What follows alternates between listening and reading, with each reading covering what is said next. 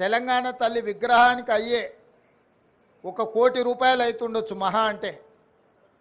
అయినా వాళ్ళకు మనసు రాలేదు, తెలంగాణ తల్లి విగ్రహం పెట్టలేదు. ఈరోజు దేశం కోసం ప్రాణాలు అర్పించిన శ్రీ రాజీవ్ గాంధీ గారి విగ్రహం ఇక్కడ ఒక పక్కన, డాక్టర్ బాబాసాహెబ్ అంబేద్కర్ గారి విగ్రహం ఆ పక్కన, శ్రీమతి ఇందిరాగాంధీ గారి విగ్రహం ఆ పక్కనే, పివి నరసింహారావు గారి విగ్రహం ఇంకొక పక్కన, అంజయ్య గారి విగ్రహం ఆ పక్కన, కాకా వెంకటస్వామి గారి విగ్రహం, వీళ్ళందరి విగ్రహాలు నెక్లెస్ రోడ్లో జైపాల్ రెడ్డి గారి సమాధులు, ఇవన్నీ కూడా ఈ దేశము, ఈ రాష్ట్రము యొక్క ఏర్పాటులో కీలక పాత్రలు పోషించిన వాళ్ళ యొక్క గుర్తింపు ఆనవాళ్ళు ఇక్కడ ఉన్నాయి. మరి ప్రధానంగా ఇందరి ఉన్న దేశం కోసం ప్రాణాలు అర్పించిన రాజీవ్ గాంధీ గారు లేకపోవడం ఒక లోటుగా భావించినము. ఆ పక్కన అమరవీరుల స్తూపం తెలంగాణ కోసం అమరులైతే, సచివాలయానికి అమరవీరుల స్తూపానికి మధ్యలో దేశం కోసం అమరుడైన రాజీవ్ గాంధీ గారి విగ్రహం ఉండాలి.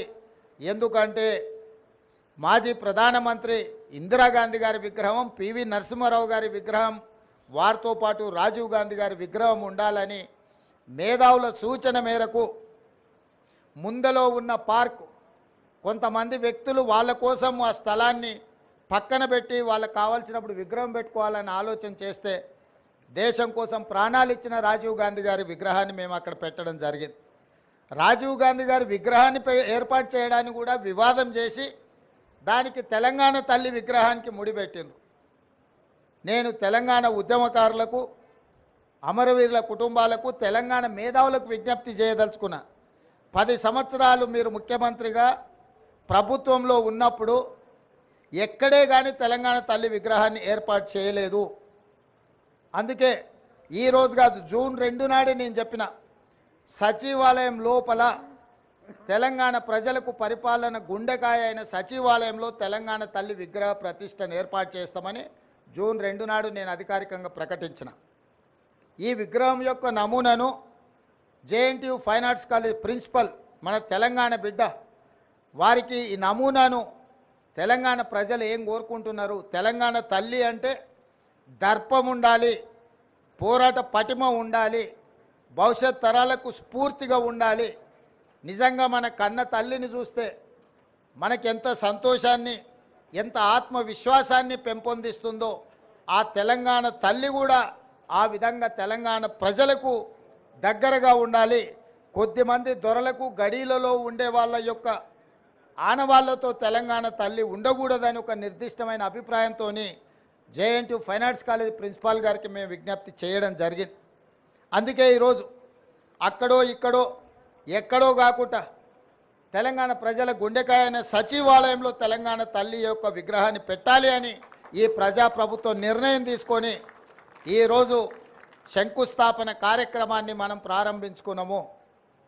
డిసెంబర్ 9 మనం విగ్రహాన్ని ఆవిష్కరించుకోబోతున్నాం. డిసెంబర్ 9కున్న ప్రత్యేకత మీకు తెలుసు. కేంద్ర ప్రభుత్వం యూపీఏ చైర్పర్సన్ శ్రీమతి సోనియా గాంధీ గారి నాయకత్వంలో ప్రధానమంత్రి మన్మోహన్ సింగ్ గారు, అదేవిధంగా కేంద్ర హోంశాఖ మంత్రి చిదంబరం గారు తెలంగాణ రాష్ట్ర ఏర్పాటు ప్రక్రియ ప్రారంభమైంది అని డిసెంబర్ 9, 2009 నాడు వారు ప్రకటించడం జరిగింది. అదే తెలంగాణ రాష్ట్ర ఏర్పాటుకు పునాది రాయి, అదే ప్రారంభోత్సవం తెలంగాణ రాష్ట్ర ఏర్పాటుకు ప్రక్రియ మొదలైంది. అదేవిధంగా మన నాయకురాలు తెలంగాణ రాష్ట్రం ఇచ్చిన శ్రీమతి సోనియా గాంధీ గారి జన్మదినం కూడా డిసెంబర్ 9.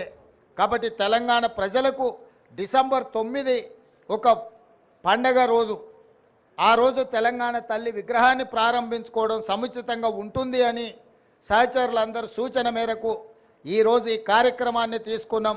డిసెంబర్ 9 నాడు పెద్ద ఎత్తున వేలాది మందిని నెక్లెస్ రోడ్డు మొత్తం ఆనాడు తెలంగాణ సాధనలో ఏ విధంగా అయితే మిలియన్ మార్చ్ చేసి తెలంగాణ ఆకాంక్షను వెలిబుచ్చినో ఆ స్థాయిలో తెలంగాణ ప్రజలందరూ కూడా తెలంగాణ తల్లి యొక్క విగ్రహ ప్రారంభోత్సవ కార్యక్రమానికి డిసెంబర్ 9 నాడు తరలి వచ్చి పెద్ద ఎత్తున కార్యక్రమాన్ని మనం చేసుకోవాలని ప్రభుత్వం నిర్ణయించింది. ఈరోజు సచివాలయంలో తెలంగాణ తల్లి యొక్క విగ్రహ ఏర్పాటు ప్రక్రియలో ప్రత్యక్షంగా పాల్గొనడము నాకు నిజంగా అదృష్టంగా భావిస్తున్నాను. నేను ఈ అవకాశం చాలా అరుదు, ఎప్పుడో ఒకసారి ఎవరికో ఒకరికి ఇట్లాంటి అవకాశం వస్తుంది. ఈ అవకాశం నాకు రావడం, నా మంత్రివర్గ సహచరులు పెద్దలందరూ ఈ కార్యక్రమంలో నన్ను ముఖ్య అతిథిగా పిలవడం, ఈ కార్యక్రమాన్ని వేద పండితుల సమక్షంలో ఈ కార్యక్రమాన్ని చేసుకోవడం చాలా సంతోషం. మీడియా మిత్రులందరికీ కూడా ఈ కార్యక్రమానికి వచ్చినందుకు మనస్ఫూర్తిగా మీకు అందరికీ అభినందనలు తెలియజేస్తూ, పెద్ద ఎత్తున డిసెంబర్ 9 నాడు విగ్రహ ప్రతిష్ట, విగ్రహ ప్రారంభోత్సవ కార్యక్రమాన్ని ఏర్పాటు చేసుకుందామని తెలియజేస్తూ మీ అందరి దగ్గర సెలవు తీసుకుంటున్న మిత్రులారా, ధన్యవాదాలు.